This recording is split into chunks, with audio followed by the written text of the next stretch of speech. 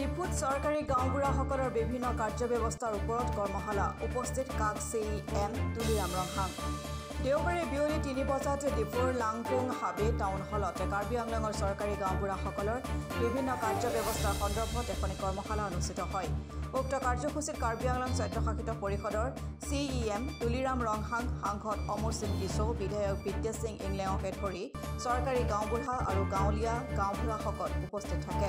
কৰ্মশালাত বিশেষকৈ চৰকাৰী গাঁওবুঢ়াসকলৰ প্ৰকৃত কাৰ্যপন্থা মাতৃগৰাকীসকলৰ মাটিৰ বন্দোবস্তৰ বাবে ভি ফৰ্ম পূৰণ কৰা VCDC TVC গঠন গাঁৱলীয়া গাঁওবুঢ়াসকলৰ ভূমিকা শক্তিশালী কৰা কাৰ্বি আংলং স্বায়ত্তশাসিত পৰিষদৰ অধীনত 3টা বিধানসভা সমষ্টিত 1 লাখকৈ মুঠ 5 লাখ ভূমিপট্টা 3 মাহৰ ভিতৰত বিতৰণ কৰা সন্দৰ্ভত আলোচনা কৰা হয় মিছন বসুন্ধৰা ঠিক তেনেধৰণৰ আমি কাৰ্বি আংলঙত জিলা বসবাস কৰিছে তেওঁলোকৰ কাৰণে আমি যে ৰাজহুৱা হিচাপে আমি মাটি পটা প্ৰদান কৰিবৰ কাৰণে আজি আমি আলোচনা কৰিছোঁ আৰু সহজ পদ্ধতি সহজ ৰাস্তা এই সহজ ৰাস্তা কেনেকৈ কৰিব লাগে সেই গোটেইখিনি আমি আলোচনা কৰিছোঁ এইটো এটা কাৰ্যসূচী 2 নম্বৰ কাৰ্যসূচীটো আছে আমাৰ ভিলেজ কাউন্সিল ডেভেলপমেণ্ট কমিটি আৰু লগতে ভিলেজ ট্ৰেডিশ্যনেল কাউন্সিল এই দুটা কথালৈ আমি আলোচনা কৰিছোঁ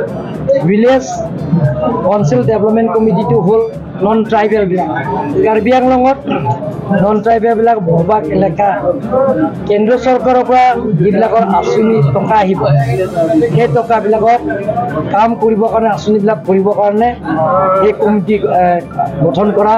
আমি সিদ্ধান্ত লৈছোঁ আৰু লগতে ভিলেজ ট্ৰেডিশ্যনেল কাউন্সিল এইটো হৈছে ট্ৰাইবেলবিলাকৰ এলেকা ডেভেলপমেণ্টৰ কাম কৰিবৰ কাৰণে আমি আজি সিদ্ধান্ত লৈছোঁ এইটো হ'ব ভিলেজ ট্ৰেডিশ্যনেল কমিটিটো হ'ব সেইটো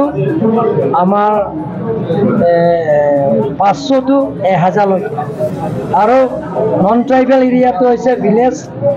কাউন্সিল ডেভেলপমেণ্ট কমিটিটো হ'ব সেইটো 3000 পৰা 5000 লৈকে সেইটো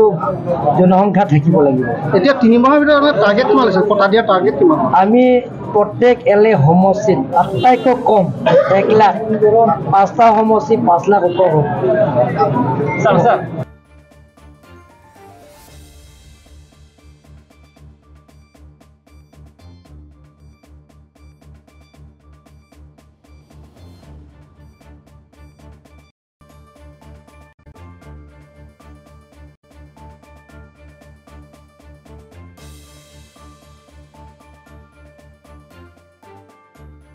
কাৰ্বি আংলঙৰ পৰা শ্যাম সিং ৰিপৰ্ট অসম টুডে